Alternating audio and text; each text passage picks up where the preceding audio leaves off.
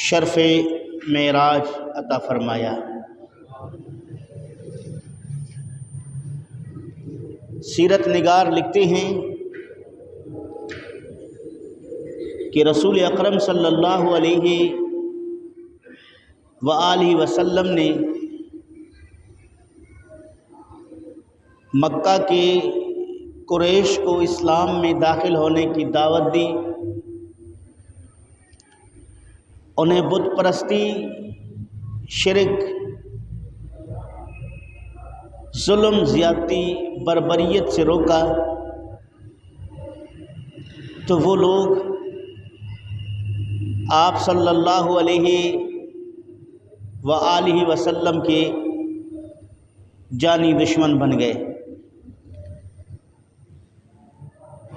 انہوں نے آپ صلی اللہ تعالیٰ علیہ وآلہ وسلم پر طرح طرح کے الزامات عائد کیے۔ انہوں نے آپ صلی اللہ علیہ وآلہ وسلم سے لا تعلقی کا اظہار کیا، اور آپ صلی اللہ تعالیٰ علیہ وآلہ وسلم کو مسلسل 3 سال شیب ابی طالب میں محصور کیا۔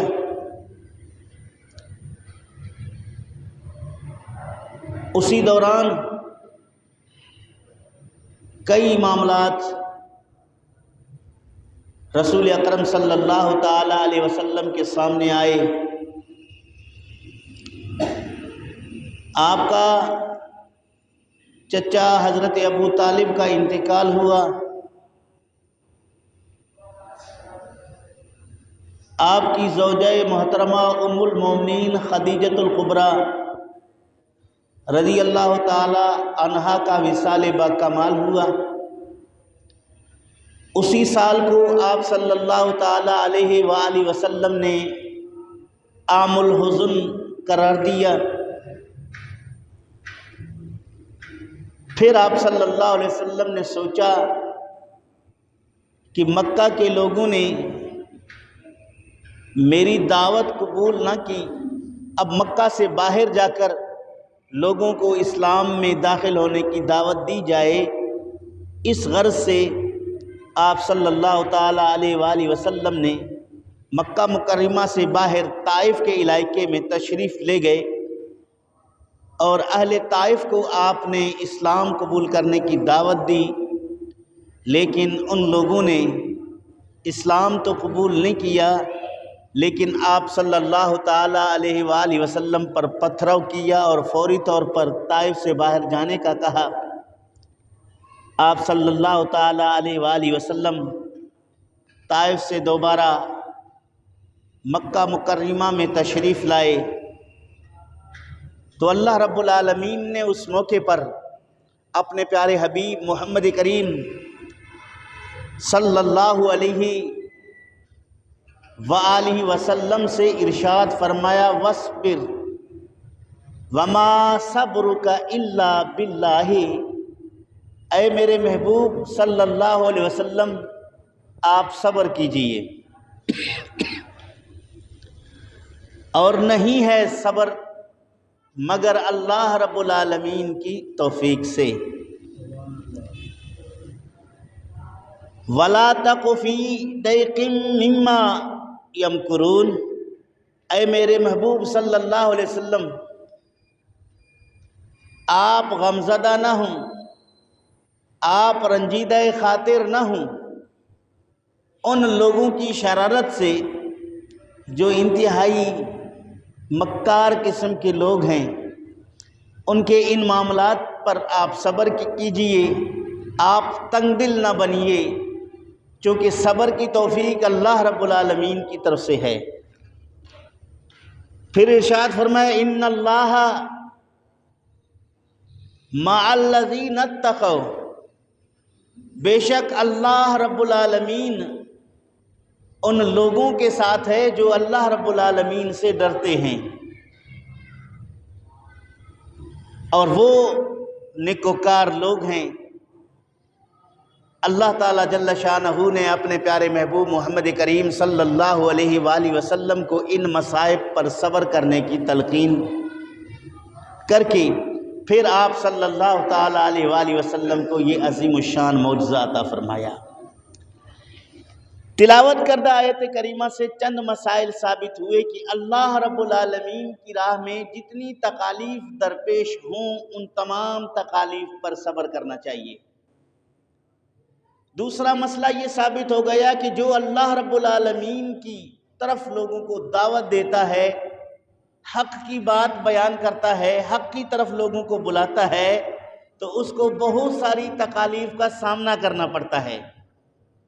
لوگ اس کے مخالف بنیں گے، لوگ اس پر تنقید کریں گے، لوگ اس کو ایذا دیں گے، لیکن یہ اللہ رب العالمین کی طرف دعوت دینے والے عمل کو ترک نہ کرے، اپنے مشن کو جاری رکھے اور ساتھ میں صبر کے دامن کو مضبوطی کے ساتھ تھام کے رکھے، چونکہ صبر اللہ رب العالمین کی طرف سے ایک بہت بڑا انعام اور آزمائش ہے۔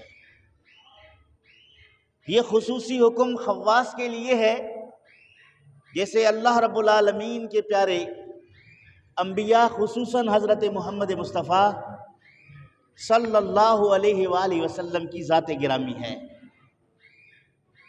باقی لوگوں کے لیے یہ کہا گیا ہے کہ وہ صبر کریں، اگر صبر نہیں کر سکتے کم از کم اتنا انتقام لیں جتنا ان کے ساتھ ناانصافی کیا گیا ہے۔ اگر وہ اس سے بڑھ کر ناانصافی کی بات کرتا ہے تو پھر یہ خود بخود ظلم بن جاتا ہے، چونکہ اللہ رب العالمین ظالموں کو قبول نہیں فرماتا۔ تو عزیزان گرامی، اللہ رب العالمین نے اپنے پیارے محبوب محمد کریم صلی اللہ علیہ وآلہ وسلم کو شرف معراج عطا فرما کر آپ کی حوصلہ افزائی کی۔ فرمایا سبحان الذی اسری بعبدہ، پاک ہے وہ ذات جو لے گئی اپنے پیارے محبوب محمد کریم صلی اللہ علیہ وآلہ وسلم کو مسجد حرام سے مسجد اقصیٰ کی طرف، مسجد حرام سے مسجد اقصیٰ تک۔ یہاں رسول کریم صلی اللہ علیہ وآلہ وسلم کے معراج کا ذکر ہوا، لیکن لفظ سبحان کے ساتھ۔ سبحان الذی اسری بعبدہ، لفظ سبحانہ میں اللہ رب العالمین کا ذکر ہے اور اللہ رب العالمین کے ذکر کے ساتھ مصطفیٰ کریم صلی اللہ علیہ وآلہ وسلم کی نعت ہے۔ سبحان الذی اسری بعبدہ، سبحان اس ذات کو کہتے ہیں جو ہر طرح کی کمزوری، نقص، عجز سے پاک ہو، یعنی حضرت محمد مصطفیٰ صلی اللہ علیہ وآلہ وسلم کو اس ذات نے نبی اور رسول بنا کر بھیجا ہے جو سبحان ہے۔ رسول کریم صلی اللہ علیہ وآلہ وسلم کو عالمین کے لیے رحمت اس نے بنایا ہے جو سبحان ہے۔ مصطفیٰ کریم صلی اللہ علیہ وآلہ وسلم کو وسیع علم اس نے عطا فرمایا ہے جو سبحان ہے۔ مصطفیٰ کریم صلی اللہ علیہ وسلم کو معراج اس نے کرایا ہے جو سبحان ہے۔ اب اگر رسول کریم کے کسی فضل کا انکار کرو گے وہ اللہ رب العالمین کے سبحان ہونے کا انکار ہوگا۔ مصطفیٰ کریم صلی اللہ علیہ وسلم کے معراج کا انکار کرو گے وہ اللہ رب العالمین کے سبحان کا انکار ہوگا۔ اس لیے فرمایا سبحان الذی اسری بعبدہ، اور یہاں بے عبدہ ہی اپنے خاص بندے کو سیر کرایا، یہاں بے حبیب ہی بھی فرما سکتا تھا، بے نبی ہی بھی اللہ رب العالمین کا ارشاد ہو سکتا تھا، بے رسول ہی ہو سکتا تھا،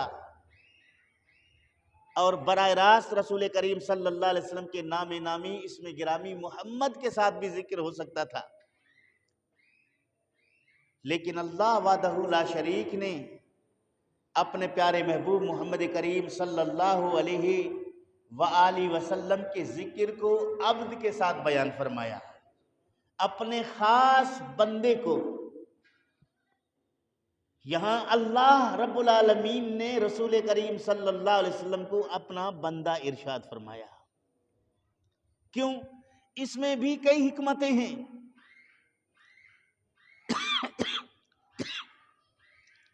اگر رسول کریم صلی اللہ علیہ وآلہ وسلم کے عبد ہونے کو بیان نہ کیا جاتا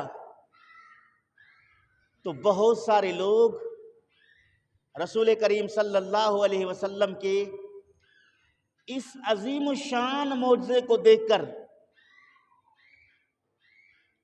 آپ کے متعلق وہی عقیدہ اور نظریہ رکھتے جو عیسائیوں نے چند معجزے اپنے پیغمبر حضرت عیسیٰ علیہ السلام کے دیکھ کر انہوں نے اس کو مقام الوہیت تک فائز کر دیا۔ کل ملک بھر میں عیسائیوں کی طرف سے کرسمس ڈے یعنی عیسیٰ علیہ السلام کی ولادت کا دن منایا گیا۔ اب اگر عیسائی حضرت عیسیٰ علیہ السلام کی ولادت کا دن مناتا ہے تو یہ عقیدہ اور نظریہ رکھتا ہے کہ وہ ابن اللہ ہے۔ کیا ہے؟ جو حضرت عیسیٰ علیہ السلام کو اللہ کا بیٹا پیدا ہونے پر خوشی کا اظہار کرتا ہے تو یہ اسلام کے نزدیک کفر ہے۔ یہ نہیں کہ پیغمبر کی ولادت پر کوئی اعتراض ہے، پیغمبر کی ولادت منانے پر کوئی اعتراض نہیں ہے، لیکن پیغمبر کو اگر ابن اللہ سمجھ کر ولادت منایا جائے گا تو پھر قابل اعتراض ہوگا، کیونکہ قرآن مجید میں ہے لم یلد ولم یولد۔ ہمارے ملک پاکستان کے وزیر اعظم نے میاں شہباز شریف نے کسی نے دو چار سطریں دو چار لائنیں تقریر کے لکھ کر اسے دیے تھے، وہ کرسمس ڈے پر یہ تقریر کرتے کرتے حضرت عیسیٰ علیہ السلام کی ولادت کا ذکر چھیڑا۔ چونکہ وزیر اعظم ملک کا ضرور ہے لیکن اسلامی اصولوں سے ناواقف، ملک کا وزیر اعظم ضرور ہے لیکن اسلامی عقائد سے بے خبر، ملک کا وزیر اعظم ضرور ہے لیکن شریعت سے بالکل بے بہرہ ہے۔ اس نے اس لکھے ہوئے پرچے کو پڑھ کر کہا کہ اللہ رب العالمین نے آپ کی والدہ ماجدہ سیدہ حضرت مریم رضی اللہ عنہا کا قرآن کریم میں کئی مقامات پر اچھے کلمات کے ساتھ ذکر فرمایا ہے۔ یہ حضرت عیسیٰ علیہ السلام کی فضیلت ہے کہ جس کی والدہ کا ذکر رب نے قرآن میں کیا۔ کہہ دو سبحان اللہ۔ یہ بہت حق بات ہے، لیکن ساتھ میں وزیر اعظم کو یہ عقیدہ کلیئر کرنا چاہیے تھا کہ حضرت عیسیٰ علی نبینا علیہ السلام کی والدہ ماجدہ سیدہ مریم رضی اللہ عنہا کے فضائل کو قرآن کریم نے بیان کر کے یہ ثابت کر دیا کہ حضرت عیسیٰ علیہ السلام اللہ کی قدرت سے بن والد کے پیدا ہوئے، اس لیے والد کا ذکر ہی نہیں ہوا، والد کا ذکر ہی نہیں ہوا۔ قرآن کریم میں جتنی جگہ آپ حضرت عیسیٰ علیہ السلام کا ذکر پڑھیں گے وہاں رب کائنات نے عیسیٰ ابن مریم کا کلمہ بیان فرمایا ہے، عیسیٰ بیٹا مریم کا، عیسیٰ بیٹا مریم کا۔ آپ کی والدہ ماجدہ کے متعلق قرآن کریم نے ذکر کر کے یہ واضح کر دیا کہ اللہ رب العالمین کی قدرت کا کرشمہ ہے حضرت عیسیٰ علی نبینا علیہ السلام کو رب کائنات نے اپنی قدرت سے پیدا فرمایا۔ قرآن مجید میں کئی مقامات پر آپ کا ذکر موجود ہے، اور آپ کی والدہ سیدہ مریم رضی اللہ تعالی عنہا کی والدہ نے منت مانی تھی کہ یا اللہ مجھے بچہ پیدا ہو، تو وہ بچہ سمجھدار ہونے کے بعد تیرے گھر بیت المقدس کے لیے وقف ہے۔ جب حضرت مریم پیدا ہوئیں تو وہ پریشان ہو گئی کہ بیٹے کا ذکر، بیٹے کے متعلق یہ خیال تھا، اب یہ بیٹی ہو گئی ہے کیا کریں؟ اللہ رب العالمین نے اس کو قبول فرمایا۔ اب سب یہ آواز کیسی ہے اس کو دیکھیں۔ اللہ رب العالمین نے آپ کو بچی عطا فرما کر آپ کے مقام اور مرتبہ کو واضح کیا، اور پھر حضرت مریم کو بیت المقدس کے لیے انہوں نے وقف کیا۔ اللہ کے پیغمبر حضرت زکریا علیہ السلام نے آپ کی کفالت کی ذمہ داری لی، اور وہ بیت المقدس میں اعتکاف میں بیٹھی رہی۔ جب رب نے چاہا کہ اپنی قدرت کا اظہار فرمائے تو رب ذوالجلال نے حضرت جبرائیل علیہ السلام کو بھیجا۔ کس کو بھیجا؟ حضرت جبرائیل علیہ السلام کو بھیجا۔ اب وہ جبرائیل علیہ السلام جب بیت المقدس کے مسجد کے اندر داخل ہوئے ہیں تو بشر کی روپ میں ظاہر ہوئے ہیں۔ فَأَرْسَلْنَا إِلَيْهَا رُوحَنَا فَتَمَثَّلَ لَهَا بَشَرًا سَوِيًّا، ہم نے اپنے روح کو اس کی طرف بھیجا، مکمل بشر بنا کے بھیجا، برابر بشر بنا کر بھیجا۔ یعنی جس طرح ایک انسان کا شکل و شبات ہے، اسی شکل و شبات کے ساتھ، کالے بالوں کے ساتھ، داڑھی مونچھوں کے ساتھ، اسی طرح لباس کپڑوں کے ساتھ، انسانی روپ میں نوجوان کی صورت میں بیت المقدس کی مسجد کے اندر جب داخل ہوئی تو حضرت مریم نے آپ کو دیکھ کر رب ذوالجلال کی بارگاہ میں پناہ لی، کہا اے آنے والے، میں تیرے شر سے اللہ رب العالمین کی بارگاہ سے پناہ چاہتی ہوں۔ حضرت جبرائیل علیہ السلام وہاں بول پڑے، قال انا رسول ربک لأہب لک غلاما زکیا، اے مریم ڈرو نہیں، میں کوئی انسان نہیں، میں اللہ رب العالمین کی طرف سے بھیجا ہوا ہوں، میں اللہ رب العالمین کی طرف سے آیا ہوں، اللہ نے مجھے بھیجا ہے تاکہ میں تجھے پاک اور صاف بیٹا دے دوں۔ انا رسول ربک لأہب لک غلاما زکیا، تاکہ میں تجھے ستھرا بیٹا دے دوں۔ کیا دے دوں؟ کون کہہ رہے؟ جبرائیل علیہ السلام کہہ رہا ہے کہ میں اللہ رب العالمین کی طرف سے بھیجا ہوا ہوں تاکہ تجھے بیٹا بخش دوں۔ اس پر فتویٰ کیوں نہیں لگا؟ بیٹا کون دیتا ہے؟ بولو، بیٹیاں، اولاد دینے والا، عزت دینے والا، رزق دینے والا۔ یہاں جبریل کہتا ہے انا رسول ربک لأہب لک غلاما زکیا، میں آیا ہوں تجھے پاک بیٹا بخشنے، تاکہ تجھے پاک بیٹا بخش دوں۔ حضرت مریم نے کہا کہ کسی بشر نے مجھے چھوا تک نہیں ہے، یہ نظام قدرت کے خلاف، میں کیسے ماں بن سکتی ہوں؟ جبرائیل علیہ السلام نے کہا یہ اللہ رب العالمین کی قدرت ہے، اللہ ہر چیز پر قادر ہے، جو چاہے کرے۔ حضرت جبرائیل علیہ السلام پھونک مار کے چلے گئے۔ حضرت مریم کے بطن پاک میں حضرت عیسیٰ علیہ السلام کی جلوہ گری ہوتا ہے۔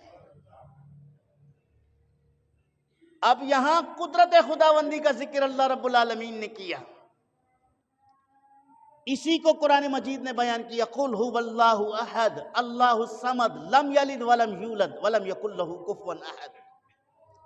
پیغمبر کہہ دو وہ اللہ ایک ہے، نہ وہ کسی کا بیٹا ہے، نہ کوئی اس کا بیٹا ہے، نہ کوئی اس کا کفو اور برابر ہے۔ اللہ رب العالمین کی ذات بے نیاز ہے، لم یلد ولم یولد کا عقیدہ ہے۔ حضرت عیسیٰ علیہ السلام کو اللہ رب العالمین نے بغیر بیٹوں کے پیدا فرمایا، بغیر باپ کے پیدا فرمایا۔ جب یہ بات ہوئی،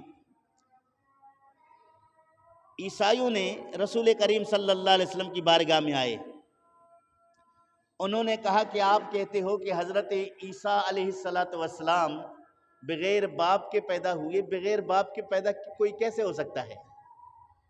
رسول کریم نے کہا کہ تم کہتے ہو کہ حضرت آدم علیہ السلام بغیر ماں اور بغیر باپ کے پیدا ہوئے، یہاں ماں ہے، آدم علیہ السلام کی تخلیق میں ماں بھی نہیں ہے، باپ بھی نہیں ہے۔ اگر بغیر ماں باپ کے اللہ رب العالمین آدم علیہ السلام کو پیدا کر سکتا ہے، وہ اللہ بغیر باپ کے حضرت عیسیٰ علیہ السلام کو پیدا کیوں نہیں کر سکتا؟ آدم علیہ السلام پیدا ہوئے، وہاں ماں بھی نہیں ہے، وہاں باپ بھی نہیں ہے۔ حضرت حوا سلام اللہ علیہا پیدا ہوئی، وہاں ماں نہیں ہے، وہاں ماں نہیں ہے۔ آدم علیہ السلام کے پسلیوں میں سے ایک بائیں طرف کی پسلی نکال کے وہاں سے حضرت حوا سلام اللہ علیہا کی تخلیق ہوئی ہے۔ حدیث میں آتا ہے کہ رسول کریم صلی اللہ علیہ وسلم کی بارگاہ میں ایک شخص آئے، انہوں نے اپنی بیوی کی شکایت کی کہ میری بیوی زبان دراز ہے، بہت باتونی ہے، نافرمانی کرتی ہے، یہ کرتی ہے، وہ کرتی ہے، فلاں کرتی ہے، میں کیا کروں؟ رسول کریم صلی اللہ علیہ وآلہ وسلم نے فرمایا کہ عورت کی تخلیق پسلی سے ہے، اگر اس کو سیدھا کرنا چاہو تو بھی ٹوٹ جائے، مزید بینڈ کرنا چاہو تو بھی ٹوٹ جائے، اس کو اسی کی حال پہ رہنے دو۔ یہ حدیث کی کلمات ہیں، یعنی پسلی کو اگر آپ سیدھا کرنا چاہیں گے تو پسلی ٹوٹ جاتی ہے، اگر اس کو مزید بینڈ کرنا، گول کرنا چاہیں گے تب بھی ٹوٹ جاتی ہے، چونکہ تخلیق فطری عمل ہے۔ یہاں مصطفیٰ کریم صلی اللہ علیہ وآلہ وسلم نے چھوٹی موٹی باتوں پر درگزر کرنے کا درس شوہر کو دیا ہے کہ اگر وہ اللہ رب العالمین کی بندی دو چار باتیں ایسی نامناسب کر جاتی ہے تو ان کی خوبیاں بھی دیکھ لیا کرے۔ بہت ساری خوبیاں ہیں آپ کی خدمت کے، اور بھی بہت سارے کام ہیں، تو دو چار کو دیکھ کر آپ گھر نہ توڑیں۔ اگر مزید آپ اس پر سختی کریں گے تو یہ پسلی سے تخلیق ہے، یہ ٹوٹ جائے گی، یعنی طلاق ہو جائے گی، معاملات خراب ہو جائیں گے۔ تو عزیزان گرامی، حضرت حوا کو اللہ رب العالمین نے آدم علیہ السلام کی پسلی سے پیدا فرمایا۔ حضرت آدم علیہ السلام جنت میں سو رہے تھے، جنت میں سو رہے تھے، رب نے جبریل علیہ السلام کو بھیجا، فرشتوں کو بھیجا، آدم علیہ السلام کے سائیڈ کی پسلی نکال کے حضرت حوا کو تخلیق کیا گیا، جنتی لباس اسے پہنا کر بٹھا دیا گیا۔ حضرت آدم علیہ السلام کی آنکھ کھلی، دیکھا یہ کون ہے؟ اسے بتا دیا گیا کہ یہ آپ کے لیے ہے، یہ آپ کی زوجہ ہے، اللہ اسی سے انسانیت کے تناسل کو بڑھائے گا، توالد کو بڑھائے گا، یہاں سے نسلیں چلیں گی، اولاد ہوگی۔ حضرت آدم علیہ السلام نے چاہا کہ میں اپنے ازدواجی معاملات کو پورا کروں، رب ذوالجلال کی طرف سے حکم ہوا کہ ابھی نہیں، اس میں شرعی طور پر نکاح کی ضرورت ہے۔ خلاصہ بیان کر رہا ہوں، اور حق مہر بھی دینا ہوگا، حق مہر بھی دینا ہوگا، نکاح اور حق مہر بھی دینا ہوگا۔ فرشتے گواہ بنتے ہیں، رب ذوالجلال کی طرف سے تعریفی کلمات بطور خطبہ کے بیان ہوئے ہیں۔ حق مہر میں کیا دوں؟ ہم دیتے ہیں نا پیسہ، بکری، سونا، چاندی، زمین، گھر لکھوا دیتے کہ اتنے سونا تولہ حق مہر میں لکھ دو، وہ باغ حق مہر میں لکھ دو، یہ بیل حق مہر میں لکھ دو، یہ اونٹ حق مہر میں دے دو۔ ہمارے ہاں رسم و رواج یہی ہے، اور شریعت بھی یہی ہے۔ کچھ دینے کا نام ہے حق مہر، وہ دے دیا جاتا ہے مال کی صورت میں، تو وہ فریقین کی رضامندی سے حق مہر ہے، گواہ ہو جاتے، نکاح ہو جاتی ہے۔ تو یہاں حق مہر میں کیا دیا جائے؟ اللہ رب العالمین نے فرمایا میرے پیارے محبوب پر 20 مرتبہ درود شریف پڑھو۔ ایک روایت میں ہے 3 مرتبہ درود شریف پڑھو۔ انسانیت کے ابتدائی حق مہر میں اللہ رب العالمین نے اپنے پیارے محبوب کے درود کو حق مہر قرار دیا ہے، تو درود کی اہمیت کا اندازہ کیجیے۔ وہ بھی مصطفیٰ کریم پر درود پڑھیں، میرے محبوب پر درود پڑھیں۔ حضرت آدم علیہ السلام نے درود کے نذرانے پیش کیے، حق مہر اللہ کی طرف سے قبول ہوا، اور اللہ رب العالمین نے ان کو میاں بیوی کا خطاب دیا۔ قال یا آدم اسکن انت و زوجک فی الجنہ، اے آدم تم اور تیری بیوی جنت میں رہو، تم اور تمہاری بیوی جنت میں رہیں، جہاں سے چاہو کھاؤ، لیکن اس درخت کے قریب نہ جانا، اس کے قریب گئے تو پھر ناانصاف کرنے والے لوگوں میں بن جاؤ گے۔ یہاں اللہ رب العالمین نے دونوں کو جنت میں رہنے کا حکم ارشاد فرمایا، چونکہ حضرت آدم علیہ السلام کی تخلیق جنت میں رہنے کے لیے نہیں تھی۔ انی جاعل فی الارض خلیفہ، میں زمین پر اپنا نائب بنانے والا ہوں۔ آدم علیہ السلام کو اصل زمین پر آ کر انسانیت کو آباد کرنے کے لیے اللہ رب العالمین نے پیدا فرمایا تھا۔ جنت ایک تربیت گاہ ہے، ایک ٹریننگ ہے کہ وہ جنت میں جائے، دیکھے جنت کے محل کیسے ہیں، وہ جنت میں جائے دیکھے جنت کی نہریں کیسے ہیں، وہ جنت میں جائے دیکھے جنت کے درخت کیسے ہیں، وہ جنت میں جائے دیکھے جنت کے پھل کیسے ہیں، تاکہ وہ زمین پر آئے تو اسی طرح کھیتی باڑی کے معاملات کو سمجھے، اسی طرح نہر آب پاشی کے معاملات کو سمجھے، اسی طرح گھر بنانے والے معاملات کو سمجھے۔ اللہ رب العالمین نے بطور تربیت کے حضرت آدم علیہ السلام کو جنت میں بھیجا تھا، اور اس درخت کو اللہ رب العالمین کے حکمت کے تحت آزمائش کے طور پر قرار دے کر حضرت آدم علیہ السلام کو روکا گیا کہ اس میں سے نہ کھانا۔ پھر حضرت آدم علیہ السلام نے اسی کے جنس میں سے کھا لیا۔ علماء فرماتے ہیں کہ رب ذوالجلال نے فرمایا آدم علیہ السلام سے کہ اس درخت کے قریب تم دونوں نہ کھانا، تو وہاں اشارہ تھا کسی ایک گندم کے پودے کی طرف۔ تو آدم علیہ السلام نے سمجھا کہ صرف مجھے اس پودے سے روکا گیا ہے، لیکن اس طرح کے اور پودے دوسری جگہوں پہ لگے ہوئے ہیں، وہاں منع نہیں ہے، چلو اس کا نہ کھاؤ، اس کا تو رب نے روکا ہے نا، وہاں اس میں سے کھا لو۔ تو حضرت آدم علیہ السلام نے وہاں سے چند دانے کھا لیے۔ اس کو کہتے ہیں اجتہادی خطا۔ یہاں سوچا کہ روکا ایک ہی درخت سے ہے، لیکن یہاں ایک فرد سے نہیں روکا گیا تھا بلکہ جنس سے روکا گیا تھا۔ فرد اور جنس میں فرق ہے۔ فرد کہتے ہیں ایک چیز سے روکنا کہ اس سے نہیں بلکہ اس سے کھا لو، اور جنس کہتے ہیں کہ اس طرح کی تمام چیزوں کو آپ استعمال نہ کرو۔ تو رب کا حکم یہ تھا کہ گندم میں سے کہیں جہاں کہیں خوشے لگے ہوں کہیں بھی آپ نے استعمال نہیں کرنا۔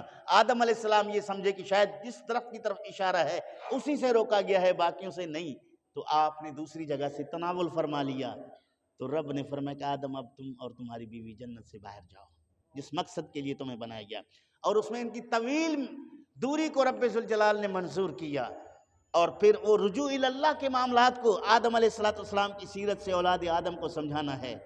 اور پوری زندگی حضرت آدم علیہ السلام دعا کرتے رہے، ربنا ظلمنا انفسنا وان لم تغفر لنا وترحمنا لنکونن من الخاسرین۔